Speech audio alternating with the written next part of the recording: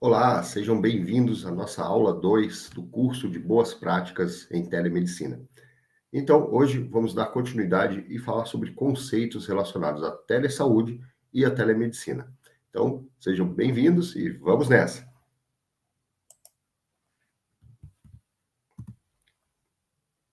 Bom, pessoal, então a primeira questão é conceituar o que é telesaúde. A telesaúde é a utilização de tecnologias da informação e telecomunicações, como, por exemplo, a internet, telefone, que seja, e-mail, qualquer recurso tecnológico utilizado para telecomunicação para exercer as atividades à distância relacionadas à saúde. Já a telemedicina é o exercício da medicina, da parte da profissão médica, dos atos médicos mediados por tecnologias digitais de informações e de comunicação, que recebe essa abreviação. A telemedicina, ela é exercida pelos médicos, porém, muitas vezes as pessoas acabam confundindo esses conceitos de telesaúde e telemedicina.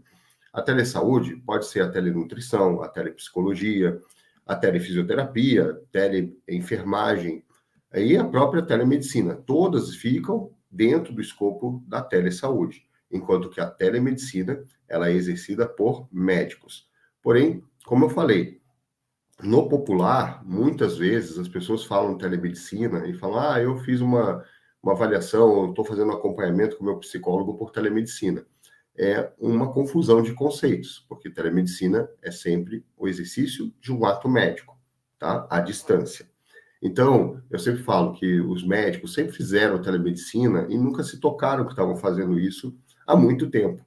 Desde o tempo que existiu o BIP, depois os celulares com mensagem de texto, e-mails e telefone, muitos médicos faziam atendimentos, orientações por telefone, sempre foi assim, pediatras, ginecologistas, obstetras, eram muito demandados por telefone, e isso foi passando para outras tecnologias. Hoje, as redes sociais, mensagens de texto no direct, WhatsApp, muitas vezes acaba sendo uma maneira de interação entre pacientes e médicos. E aí que entra a importância das boas práticas, que eu vou falar mais à frente, de utilizar recursos corretos para realizar a telemedicina, para você proteger o seu ato médico e fazer da melhor maneira, tanto para o paciente quanto para o médico que está exercendo o seu ato profissional.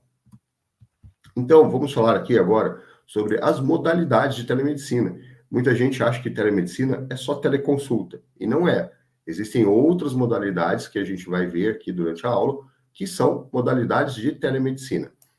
Então, citando elas, a teleconsulta, o telediagnóstico, a teleinterconsulta, telecirurgia, muita gente fica espantado, né? Cirurgia à distância, sim, já está contemplado aqui, inclusive na resolução do Conselho Federal de Medicina. A teleconferência, teletriagem médica, teleconsultoria e o telemonitoramento. Então, agora, nós vamos passar por cada uma ali para ver como se age dentro de cada modalidade. Então, vamos começar pelo telediagnóstico, que foi a modalidade que foi iniciada aqui no Brasil de maneira formal. Lembra que eu falei na aula passada que lá na década de 90, no final da década de 90, estavam fazendo eletrocardiograma, enviando pelo fax, e o médico à distância fazia um laudo ou dava orientações para outro colega médico? Então, isso é uma modalidade de telemedicina, o telediagnóstico. Então, o telediagnóstico envolve tanto um atendimento ao mesmo tempo, síncrono ou assíncrono, que seria fora do mesmo tempo, com a transmissão de gráficos, imagens, dados para emissão de laudos ou pareceres pelo médico que tenha registro de qualificação de especialista na área relacionada ao procedimento.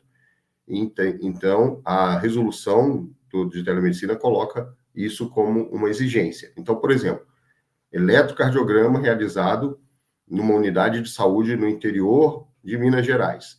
Esse eletro foi enviado para um médico na capital, em Belo Horizonte, que vai fazer o laudo. Esse médico tem que ser um cardiologista com RQE, certo?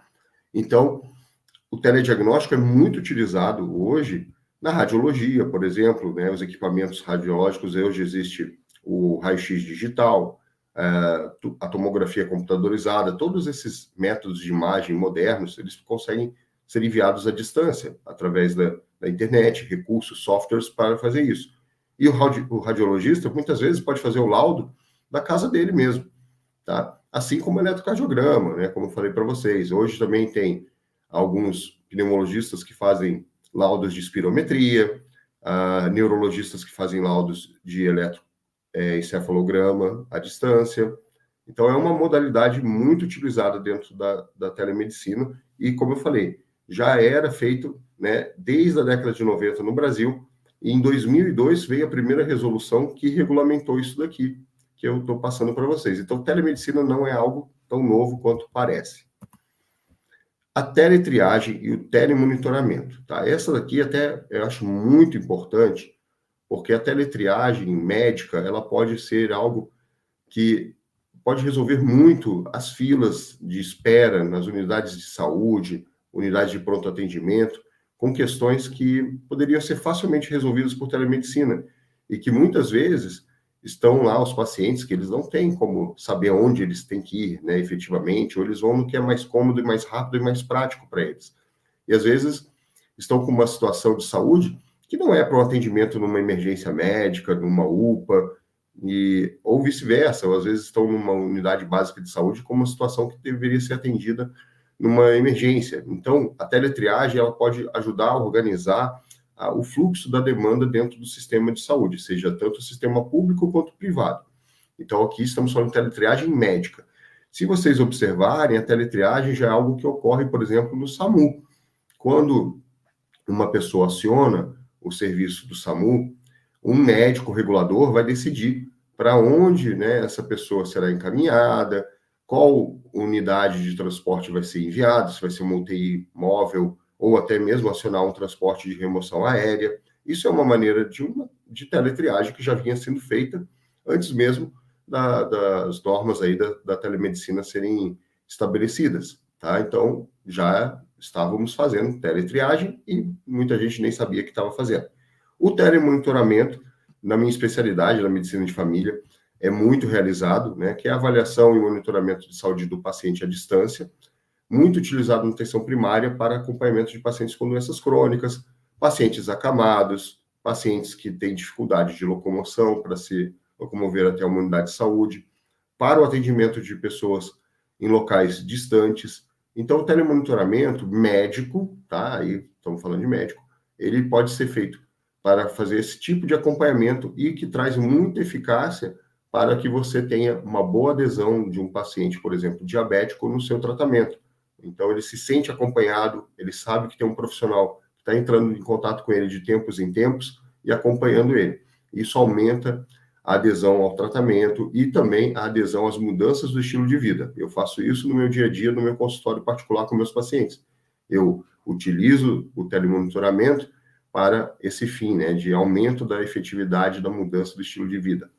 E vamos aqui a outra modalidade, a teleinterconsulta. Essa modalidade eu acho muito interessante, porque você traz a oportunidade de levar o atendimento médico especializado a áreas remotas, por exemplo.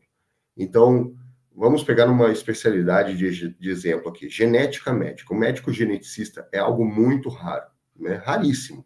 Só vai ter nas capitais, grandes centros ou polos de saúde, por exemplo, vamos dizer, no interior seria em Campinas, no estado de São Paulo. Né? Aqui na minha cidade, Chapecó, tem um geneticista porque ele quis vir para o interior. Então, logo que ele chegou, a agenda dele já encheu, né? Porque ele atende uma região num raio aí de praticamente 500 quilômetros aí, todo mundo se referencia para ele.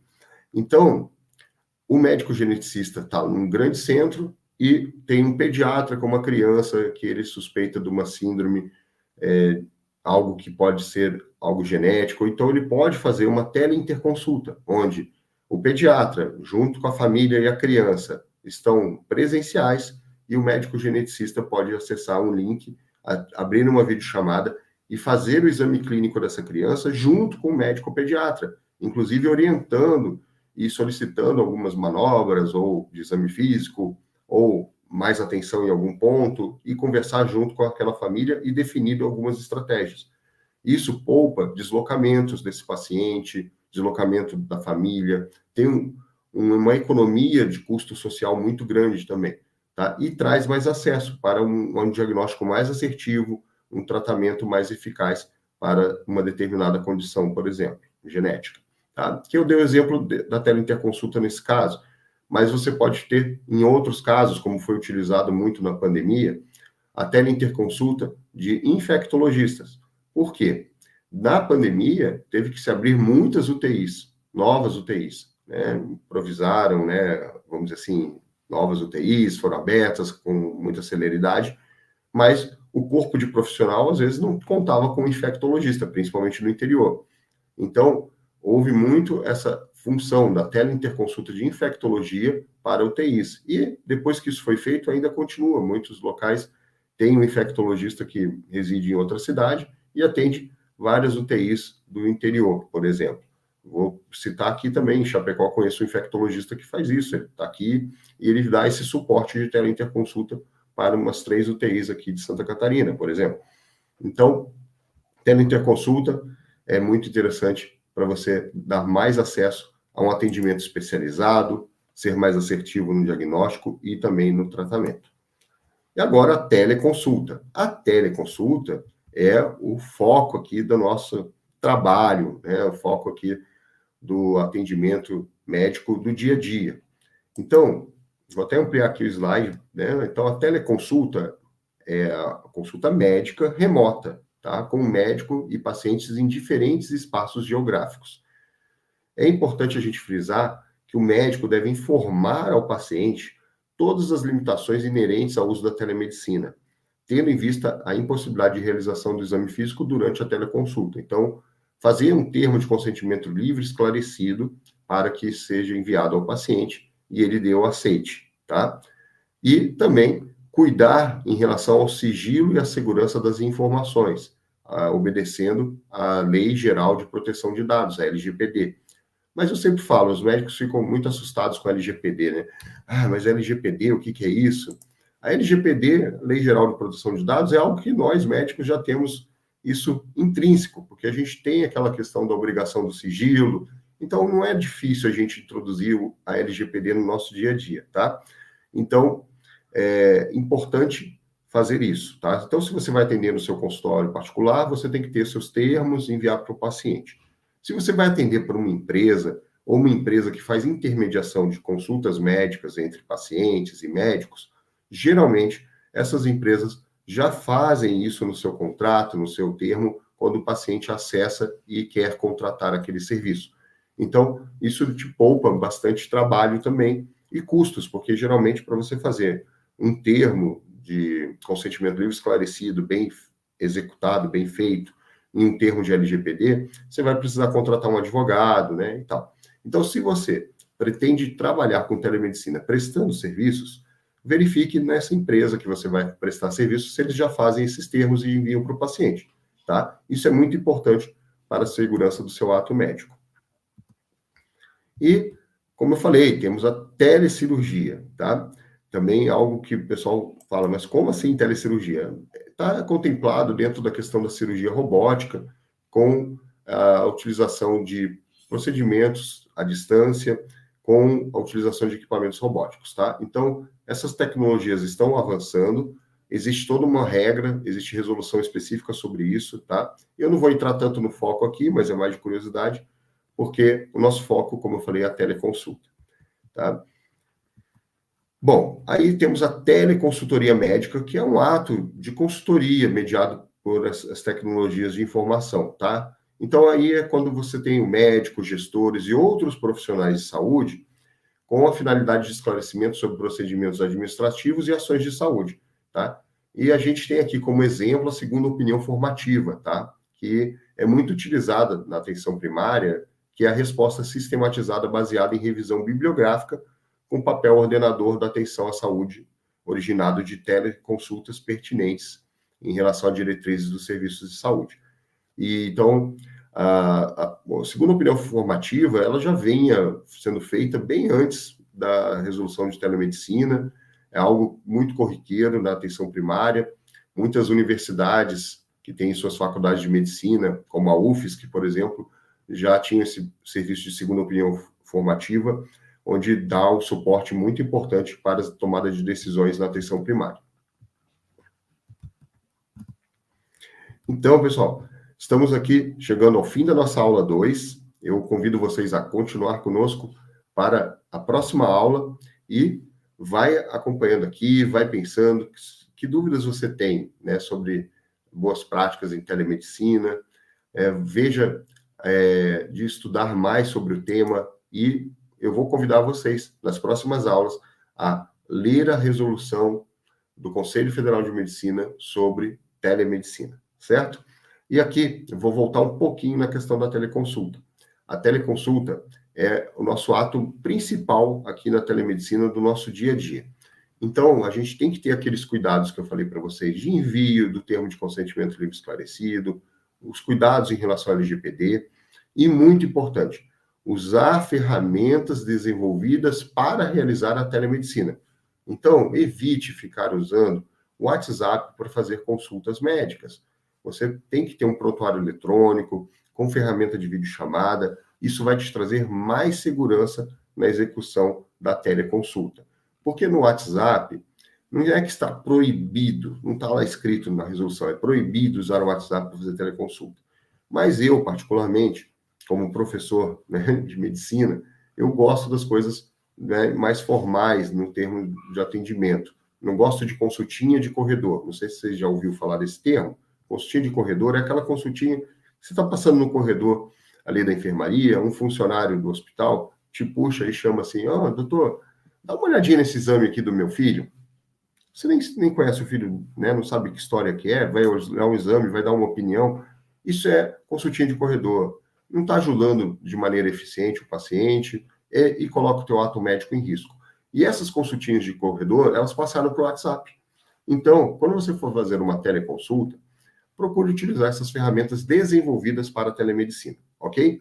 Eu vou falar mais sobre isso na frente também. Esse é um ponto que eu tenho como um ponto caro na telemedicina, porque eu vejo muitos colegas fazendo telemedicina da maneira incorreta, sem formalidade nos atendimentos, colocando seu ato médico em risco, não registrando as informações, que vocês vão ver aqui na resolução, isso é um ponto muito importante. Então, vamos continuar aqui para fazer telemedicina dentro das boas práticas, tá certo? Um grande abraço e até a próxima aula.